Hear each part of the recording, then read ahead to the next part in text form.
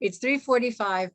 On behalf of Murphy Brothers Contracting, I'd like to welcome you all to 15 Minutes With, which is a program that offers great information to help you succeed in your business portion of the presentation. Filling in for Michael Murphy, I am Anna Mantini, the Associate Publisher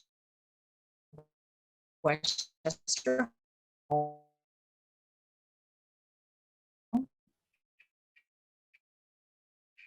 which is the shelter publication of events. I'd like to take this moment to plug one of our own. I'd like to invite you all to encourage your builder, developer, and contractor connections to submit their award-worthy single family and multifamily projects to our second annual Westchester Home Builders Awards.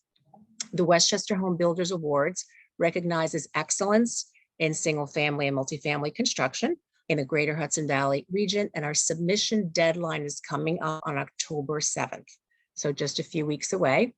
We will be featuring the finalists in our publication in the spring issue, and then having a party to celebrate the winners, and you're all invited. So please encourage to do so, and I'll go ahead and drop the link in the chat box for you all to go ahead and share that.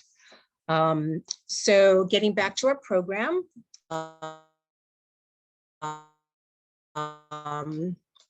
here we're sure that you are on mute, so if you can please ask any of the questions. Go ahead, right now, our presenters, our two presenters, John Opperman, who is a licensed real estate broker and a consultant with Avenue 8, focusing on green and healthy residential real estate options. He's also the executive director of Earth Day Initiative. And we also have Andreas Benzing, a New York City-based architect and the New York Passive House executive director. He also teaches architecture at Columbia University and Parsons School of Design, and they're coming to us live from the Big Apple. So let's welcome John and Andreas. Hi, everyone. Andreas, do you want to nod to know that you can hear me? I can hear you. Okay, all good. Just want to troubleshoot before we get started. So thank you for having us. Super excited to talk to you all today. So Andreas and I will be talking about the kind of approach that we often take having conversations around sustainable high performance homes and buildings. So Andreas and I have worked together on different sessions through New York Passive House, talking about kind of marketing green homes and how to communicate about high performance buildings.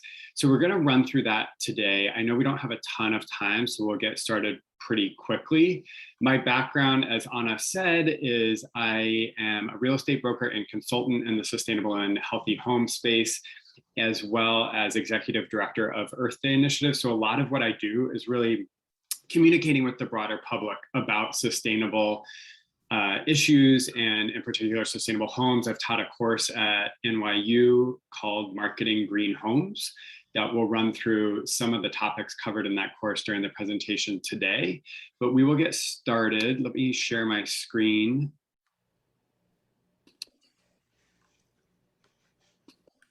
And you can see this, Andreas, yeah?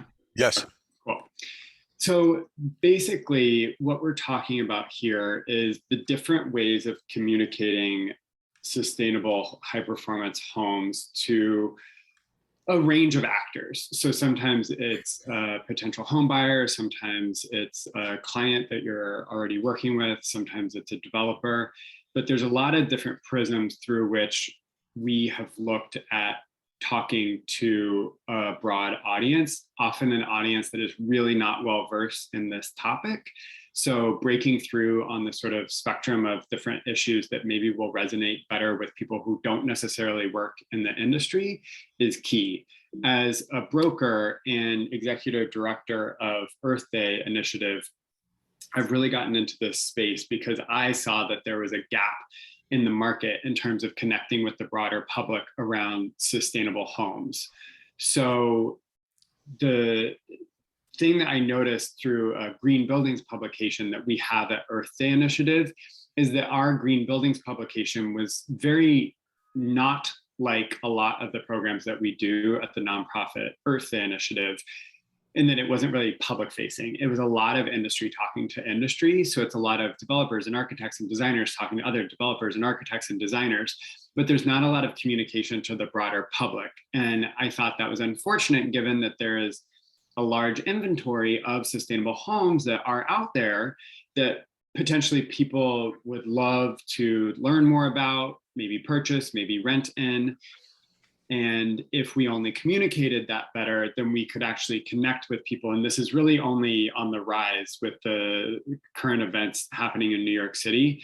More and more homes will be built to a sort of high performance standard as a result of recent legislation, which I think, Andreas, you were gonna jump in here and chat a little bit about some of the more recent developments that might spur or will necessarily spur a lot more development of high performance buildings in New York. Uh-huh. Yeah, and I think there are to me there are kind of two developments in the policy area. One, of course, is limiting carbon emissions from buildings. That's an important part of policy work.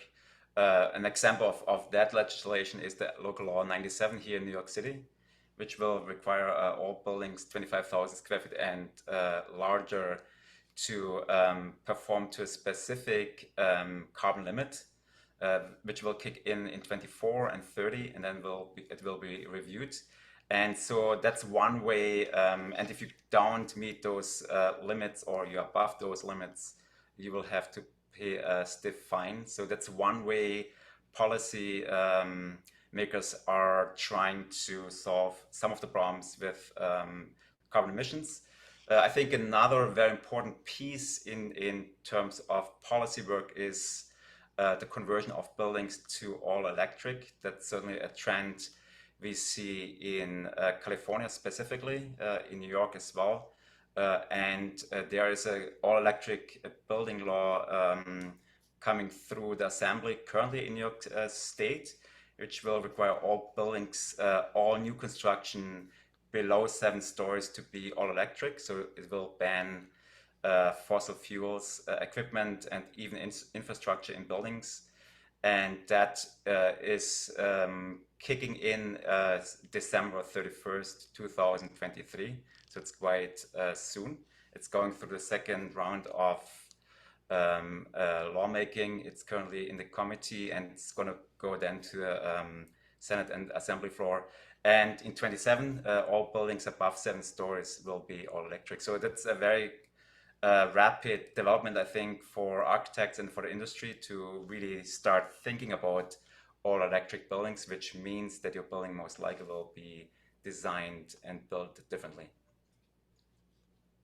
Yeah, and I think that looking at the legislation and regulation, it is sort of the push and pull that is bringing more high performance buildings to the market. And part of the reason that I got into this is because I wanted to work to increase the demand. So there's the supply side, and that's being spurred on by some of this legislation and regulation, but that interacts in a very complicated and back and forth two-way street with just public demand. So there obviously is a very progressive, forward-thinking audience in New York that has created a lot of this legislation or resulted in a lot of this legislation and regulation. But what I do then is I think about the different ways that we can communicate to the broader public. What are the different spectrums along which things can resonate with the general public? And what I have done is work with various experts in communicating climate and sustainability issues, which are often very difficult to communicate concepts, and look to examples of what has worked well. So using other industries as a guide, I think the building industry is in a relatively nascent stage, a very early basic stage in terms of resonating with the public. I get a lot of times if you mention like sustainable building, or I wouldn't even try to call something a high performance building to someone who's not in the industry, because I don't think they're familiar with that term. But if you say like a green home or a sustainable home, the common response is, oh, that means that there's solar panels on the roof, or oh, that means there's a green roof. And the response is sort of, well, yes, that might be one of many things that go into it, but people's understanding is relatively low. So what we do is look at other examples from other industries and look for best practices as far as how to communicate sustainability to a broader audience. So sustainable food is one industry that I would consider the first sustainable field to have broken through to the mainstream. And the ways that that worked is it was very personally focused. So telling people, here's what is better for you. Here is a thing that you put in your body. You are consuming food, and what are the benefits from that? And there was a switch that happened with sustainability with the rise of sustainable food to the mainstream, in that sustainability went from something that often historically had been considered a sacrifice. So if you're looking at a traditional product versus a sustainable products didn't have a great reputation for many decades because they often just did not work as well.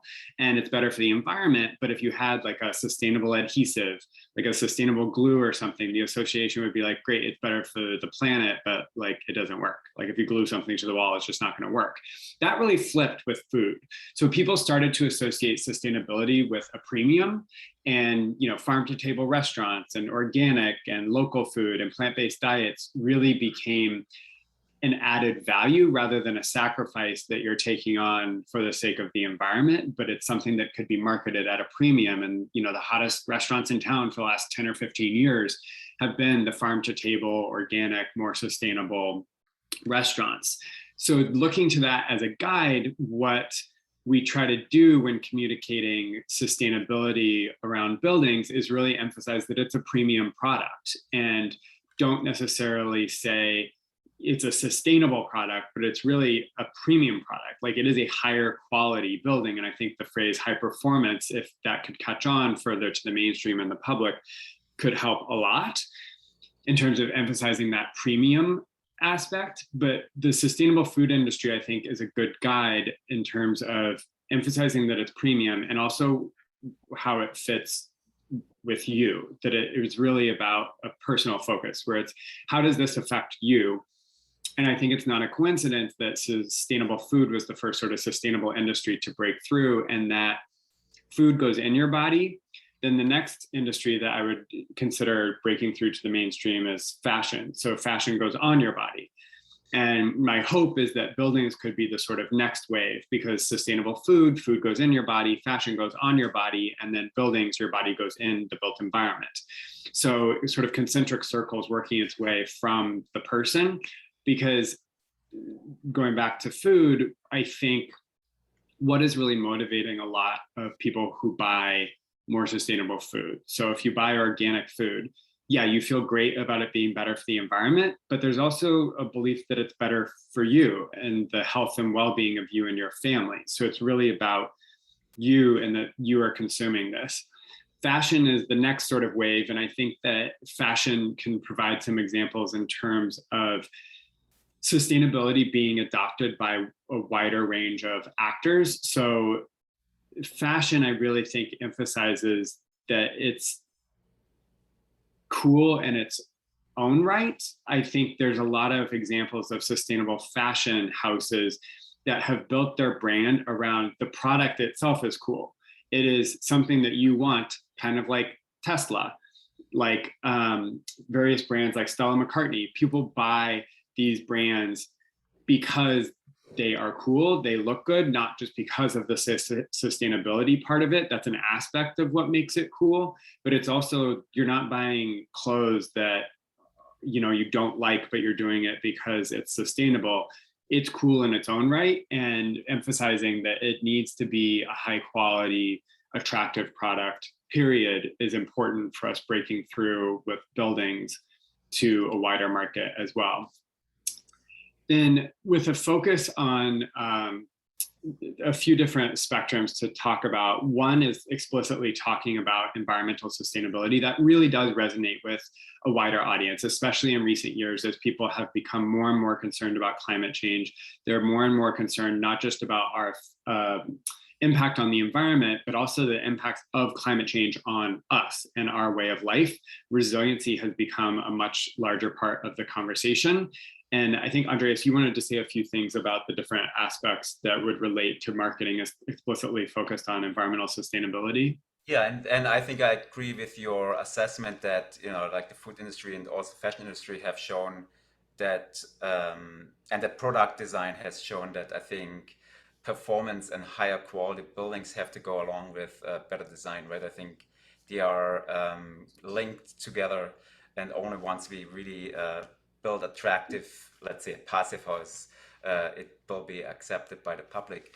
And I think one aspect of being more conscious about the environmental impact of your building certainly is 40% of the overall carbon emission do come from buildings, so that's a big part of the problem we face. And so reducing that carbon footprint of a building is essential to really have a clean conscience, so to speak. And I think that's certainly something which speaks to especially younger generations. They don't necessarily want to have a building where we just pollute the air continuously. So I think concentrating on optimizing a building, right? Passive house concept is one you could use to optimize a building, have a higher performance, and really matching that with a high quality design and architecture and a durable building, I think are sustainability aspects we will focus on moving forward. Yeah, and I think all of those things are increasingly more attractive to people as climate change and resiliency is top of mind. A lot of folks that I work with, they really are thinking about how is my home that I may purchase or build, how is that going to stand up to increasing disruptions as a result of climate change going forward, potentially power outages? How can I be more independent from the grid, not necessarily living like off grid? This is something that's going more mainstream, where it's not just like the hippie who wants to live off grid in the middle of the woods that would have been associated with sustainability 30 or 40 years ago. But even in New York City, people are thinking about, okay, how could a passive house, which uses so much less energy for heating and cooling, how could that help me in the event of a power outage if we have another Hurricane Sandy or whatever it might be? Then moving on to a focus on wellness, I saw that someone in the chat was talking about emphasizing health issues to the public, and the healthiness of air has obviously become top of mind because of COVID, but there's all of these other benefits that people aren't necessarily focused on, and that conversation just hasn't been had, that there are all of these benefits that could come as a result of building a more high performance building in terms of better air quality, better light quality, less exposure to toxic materials, the noise reduction that you would get from the extreme insulation that you have with a passive house, for instance. All of these things, they just, to be honest, have not been marketed to the public super well. And often when I see brokers list houses or apartments that are built to a more sustainable standard, it just says it's a green home or it's a green building. But as I alluded to earlier, people have no idea what that means. So they don't then associate it with all of these benefits that speak to health and wellness. With the moment that we're in, that's really a missed opportunity. Air quality is so top of mind for people after the couple of years that we've been through with COVID, that this is a conversation and a real entry point that we could be having much more widely with people to promote greener buildings. Andreas, did you want to say anything about this slide as well? Yeah, I mean, I completely agree. I mean, when we talk about kind of high performance, we always really talk about performance. That's a term we use a lot, or the power of performance. Because I think at the end, the benefits of building a high performance building is really like the better product, right? So it's providing not just lower environmental impact and of course a much lower operational cost in terms of energy, but it also, of course, that great comfort you have and safety in the building is a big aspect. And also, when you think about converting the building to all electric, that's a much safer building for people to be in. So there's no off-gassing, there's no potential fire in the building, and I think that has a big impact on really promoting high performance with continuous fresh air ventilation and the higher indoor air quality. We spend 90% of our time indoors, and that's a very important part of providing a better building to our clients. Yeah. And then finally, focus on economics. So this also has become a larger topic that's more top of mind for people with inflation and rising energy costs being so in the headlines lately, that this is an entry point to talk to people about a high performance building could deliver you a much more economically efficient product where your operating costs are so much lower. The value of your home can also go up because it's going to be a selling point going forward if you adequately market that to potential buyers when you go to resell. There is an argument for both lowering your costs when you live in a high performance building, but also increasing the value going forward if you have that conversation with folks. And that's really something that if we focus more on, rather than just saying green building, but really spell it out for people of how this benefits them, it would go a long way to help things along. Then this is just an example of one of the ways that we, with my real estate brokerage practice, would communicate the various benefits that high performance building could have. There's all these different spectrums along which you can speak to the benefits in terms of comfort and air quality and energy usage and light and exposure to nature. And there's all these different ways that you can talk about sustainable buildings in a way that resonates with the end user. I think I see people who are really into this kind of stuff, people who work in the buildings industry, they work in green buildings, and they're really interested in it. So they talk about a lot of the technical aspects and they get really excited about the details of how these things are being achieved. But that is not necessarily resonating with the end user. And the end user just needs to know, well, how is this good for me? If I live in this home, if I own this home, how is this going to benefit me?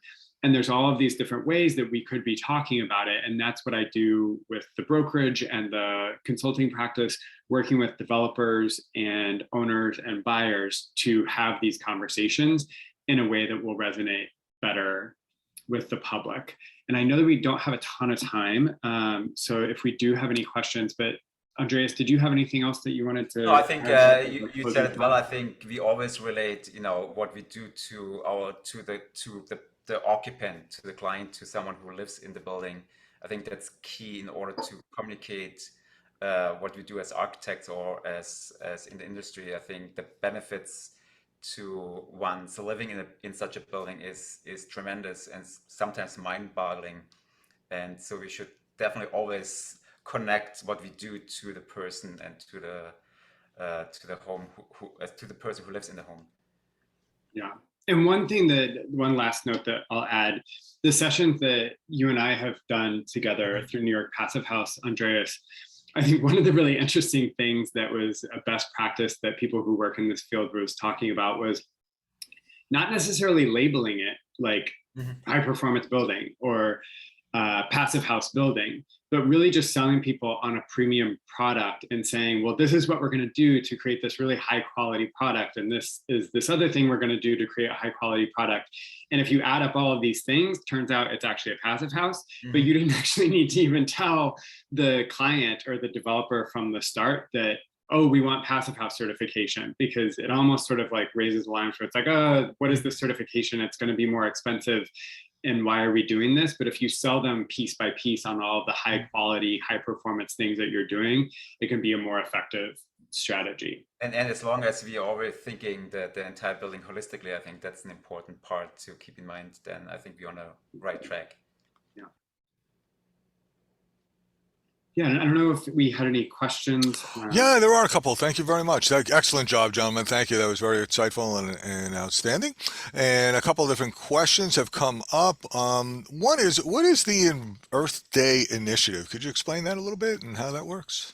Yeah, so Earth Day Initiative, we're a nonprofit organization. We've been around for many decades. And what we do is we put together really large scale Earth Day events in partnership with various organizers around the world. We are based in New York City, so we organize the really large-scale public, high-profile Earth Day events in New York City, but then stitch together common messages and themes with folks around the world. We also have year-round programs like a sustainable food education program and a green buildings publication, which I mentioned earlier, which was really the inspiration for me to get involved with this project around a real estate brokerage practice and consulting in the sustainable home space, because I saw that there really was a disconnect between the public and the green buildings industry that we could bridge, and we could raise the overall demand, and then as a result, the supply of more sustainable buildings, if we engage the public more in this conversation by spelling out all the benefits like we just went through. Excellent. And what's the difference between a passive house and a net zero home? Andreas, do you want to take that? That's a very good question. I'm teaching the net zero housing course at Columbia, and that's a very complex question, I think. The idea of passive house, of course, is to reduce your overall energy use dramatically, right? You are probably in a factor of 10, usually in heating and cooling loads. And the net zero building would be then if you, in addition to your reduced energy use, produce some of that energy on your building itself, like with PV panels on the roof. And if you can match PV panel production of energy to the use of your building, you would be somewhat net zero, which is possible. It's not out of the question for smaller single family buildings, I think. Outstanding. What's the best first question to ask a client that leads into a talk on high performance or sustainable buildings? I'll answer that first. I think it depends on who the client is. One of the things that we looked at through the work that we do, and we really went in depth with the NYU course on marketing green homes that I taught, was just looking at different demographics. It really depends on who you're talking to. There are some people that are very bottom line focused and they're really interested in the economics. Then there's the demographic that we look at a lot in New York City of like young parents that live in the city and obsess about organic food and natural fiber clothing and non-toxic toys, but they don't even think about the fact that their kid is crawling around on floors that contain formaldehyde. They have terrible air quality, and it's generally just not a super healthy environment for their kids whose health they're very understandably interested in. So it really depends on sort of like who you're talking to. And I think that there's not a one size fits all model for this. A lot of folks that work in this industry, I have seen that they also draw up sort of types of people where it's like, here's the type of person that you should communicate around economics to. Here's another type of person that you should communicate the technology to. In a lot of cases, I say steer away from talking too much about the technology because people's eyes glaze over. But there are certain people that are so into that, and they're kind of like early adopters, and they're super interested in the kind of technology behind this stuff. So it really depends on your audience. Andreas, I don't know if you had anything to add on that. Yeah, I mean, I usually always ask clients if they are interested in a healthy and comfortable home, and then if that is the answer is yes, we all talk about how we can achieve that. I think that's an important part of the initial discussion. Yeah, so one of the comments was that there's tremendous health issues that haven't been explained to the public really well. And, now because of COVID, people know about the air quality issues, but there doesn't seem to be real good examples where people can go see some of the other issues and relate to them. One concept was to set up a center at some point or someplace where people can go. Is there anything that you guys know about that would be good for folks to go check out that explains these issues and the health benefits and all those good things? Yeah, I mean, we with New York Passive House, we do some educational outreach. We also do the Passive House, the open Passive House, so where we open up the buildings in the area, and you can go there and tour it. So that's in November, and so I think it's always a good time to go out and test, so to speak, a building. I think you really have to go there and feel it and experience it. I think that's correct. Yeah, the other comment was that this particular person who they moved from a passive home to a regular home, and then their number of doctor visits went up dramatically from everything. So, yep. All right, Mr. Murphy, it's 4:15. I think you're on, sir. Well, thank you, Andreas, and thank you, John. John's clients are slowly moving this way, ladies and gentlemen, so you better get ready for them. The times they are changing, and speaking of time, it's 4:15, so let's move on to the next portion of our presentation. Murphy Brothers Contracting welcomes the rest of our audience of building design professionals interested in quality continuing education. Today's credited presentation, thermally broken shelf angle design for masonry and stone facades. Ron, you look good. You looked a little jet lagged. Just got back from Iceland, the land of geothermal. Yeah, it was great, actually. 100% renewable electricity there from geothermal and hydroelectricity. It was amazing. Waterfalls, glaciers, lava caves. It was incredible. Just a wonderful vacation. And yeah, I'm a little jet lagged, but not too bad. Sounds like a presentation in of itself. And so hold on to your seats. This is another HSW AIA approved credited session. I'm your host, Michael Murphy, on behalf of Murphy Brothers Contracting. I'd like to thank you all for joining us. Today's presentation coming to you live on the ubiquitous Earthkind Energy Zoom platform. Murphy Brothers Contracting is known throughout the greater Westchester, Hudson Valley, and Southern Fairfield region for award-winning residential and light commercial construction projects. The Murphy Brothers team would love to work with you. Visit our website at murphybrothers.com or call us at 914-777-5777. A big thanks to our sponsors today, Earthkind Energy. Ron, take it away. Well, thank you very much, Michael. Really appreciate it. It's always a pleasure being part of this outstanding series of presentations that Murphy Brothers has been putting on for 15 years now. How long has it been, Michael? Seems like yesterday. I know, it's just incredible. And hopefully we'll get back to being in person sometime soon. But real quickly, Earthkind Energy Consulting represents property owners who want to make these transitions, specifically focused on the clean energy aspects of technologies and energy and financing.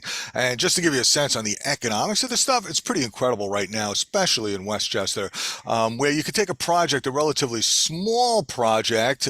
This is one that the owner was looking at a $200,000 gross investment, but they were getting half of that back from a cash incentive from New York State. That meant that almost half of it basically was being paid for in a cash grant right to the bottom line.